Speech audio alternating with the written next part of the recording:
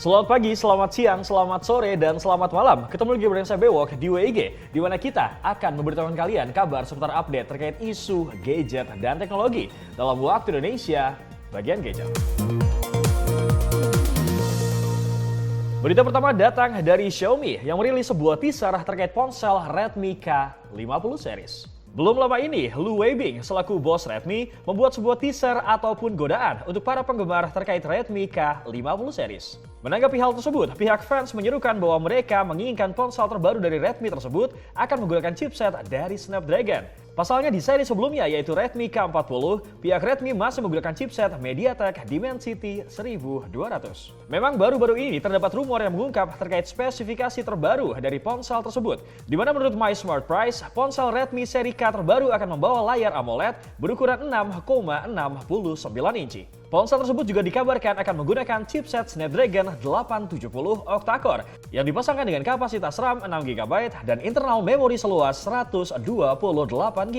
Tidak berhenti sampai di situ, Digital Chat Station di postingan Weibo mengatakan bahwa Redmi K50 bakal membawa speaker bertipe stereo yang simetris dan akan rilis terlebih dahulu di China pada kuartal pertama tahun 2022 mendatang. Gas terus para Mi fans brother, gua rasa Xiaomi ini sering banget memang ya menggoda para fansnya mereka. Asalkan lu harus tahu nih Mi fans, jangan sampai abis di lu goda, abis itu lu di ghosting, ya kan? Goda ghosting jadinya. Lu sering nge-ghosting cewek, Andre.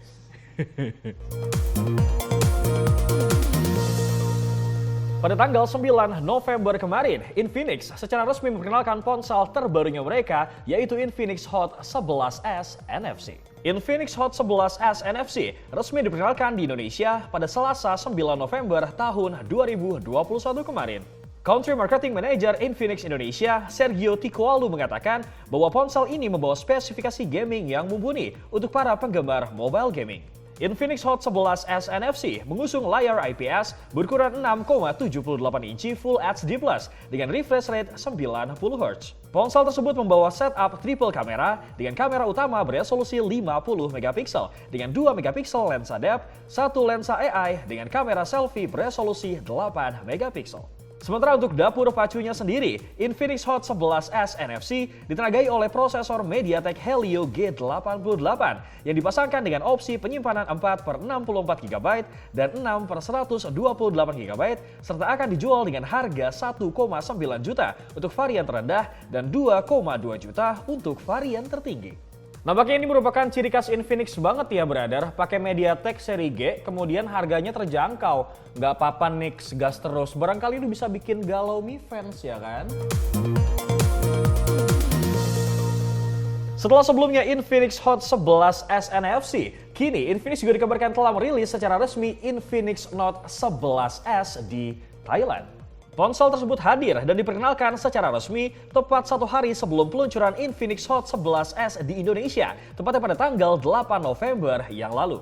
Ponsel tersebut hadir dengan membawa spesifikasi yang lumayan garang, karena sudah menggunakan chipset MediaTek Helio G96 sebagai dapur pacunya yang disokong dengan kapasitas RAM 8GB dan memori internal 128GB. Infinix Note 11S membawa layar berukuran 6,95 inci Full HD Plus dengan refresh rate yang sudah 120Hz. Sedangkan untuk kameranya, ponsel ini membawa setup yang hampir mirip dengan Infinix Hot 11S NFC, yaitu kamera utama beresolusi 50MP yang didampingi dengan lensa depth dan makro beresolusi 2MP. Sementara untuk kamera selfie-nya sendiri sedikit berbeda karena sudah beresolusi 16MP. Ayolah Nix, janganlah pilih kasih, launching di Thailand, masuklah di Indonesia. Barangkali di Indonesia nanti Infinix bisa meroket dan mengalahkan Xiaomi di kuartal terakhir. Who knows? Sulit sih memang. Setelah ramai kabar Redmi Note 11 meluncur, berikut adalah taksiran harga dari ponsel tersebut. Seperti yang sudah kita ketahui bersama, bahwa Xiaomi baru saja merilis ponsel terbarunya mereka, yaitu Redmi Note 11 series. Sesuai dengan namanya, Redmi Note 11 memang merupakan ponsel penerus dari Redmi Note 10 yang diluncurkan resmi di Indonesia beberapa bulan yang lalu. Namun sayangnya, ponsel tersebut sudah tidak diproduksi dan dijual kembali secara global. Di mana untuk sektor fotografi, Redmi Note 11 dibekali dua lensa kamera belakang dengan kamera utama beresolusi 50 megapiksel yang ditemani dengan lensa ultrawide 8 megapiksel dengan kamera selfie beresolusi 16 megapiksel.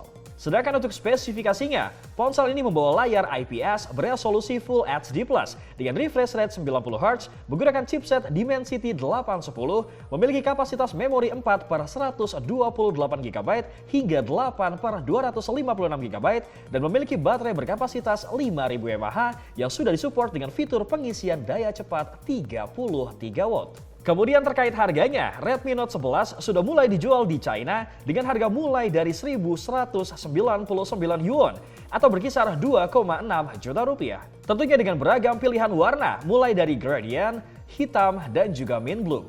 Namun sayangnya, pihak kami masih belum mendapatkan informasi apakah produk tersebut akan masuk secara resmi ke Indonesia atau tidak. Nah, harusnya memang begitu kok Alpin. Yang namanya Redmi udahlah harganya 2 jutaan aja. Terkalah sama Infinix kalau mahal-mahal.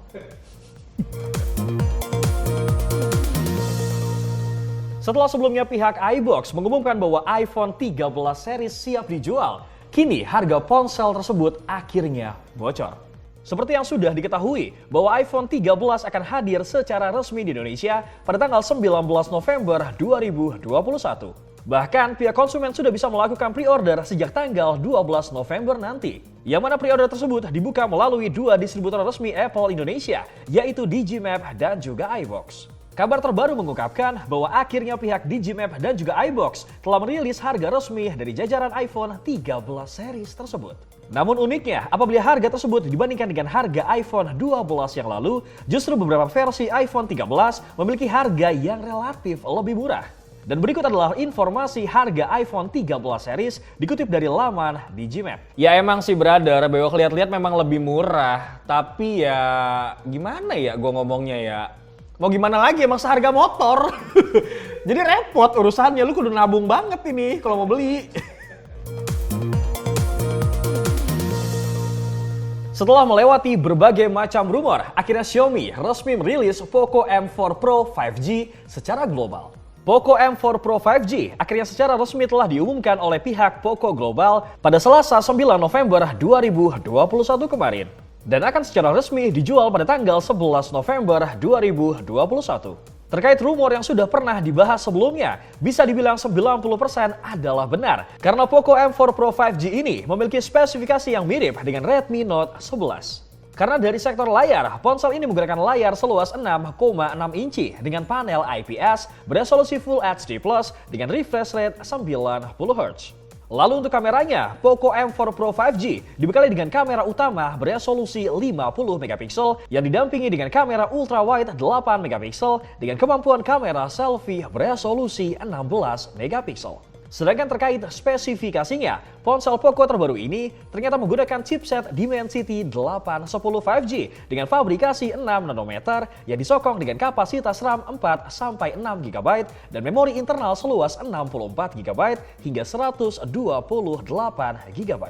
Sementara untuk harganya sendiri, Poco M4 Pro 5G dibanderol dengan harga 230 euro atau berkisar 3,8 juta rupiah untuk varian 4/64 GB dan 250 euro atau sekitar 4,1 juta rupiah untuk varian tertinggi.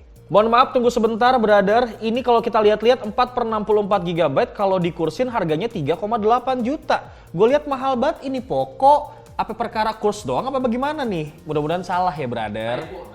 Bisa jadi. Atau mungkin kemahalan euro sekarang nih kursnya ya. Sebelum kita masuk ke kabar terupdate terakhir, alangkah baiknya buat kalian yang tertinggal kabar update dari minggu-minggu yang lalu, kalian bisa masuk ke channel YouTube Ricebook dan juga playlist Waktu Indonesia bagian gadget. Berita terakhir datang dari Apple yang kembali menyindir fitur unggulan dari Android. Apple baru-baru ini kembali mencela salah satu fitur yang menjadi keunggulan ponsel Android, di mana pengguna bisa melakukan install aplikasi di luar Google Play Store.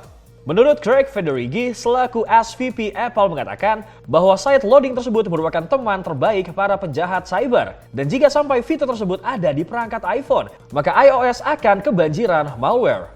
Dengan kata lain, Federighi menyebutkan bahwa tingkat keamanan ponsel iOS akan sangat terancam jika pengguna dibolehkan untuk menginstal aplikasi di luar App Store.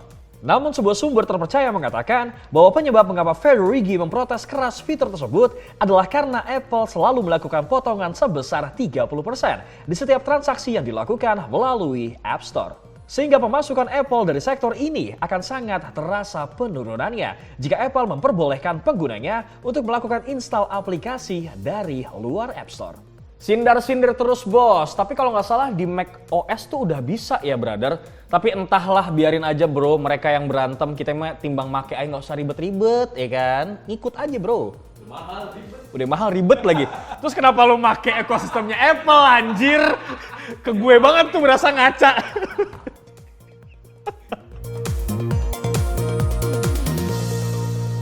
Sekian dulu kabar terupdate terkait isu, gadget, dan teknologi dalam satu pekan belakangan ini di waktu Indonesia bagian gadget. Bewok dan segenap pria bertegas pamit. Assalamualaikum, gara-gara Apple tadi nih anjir.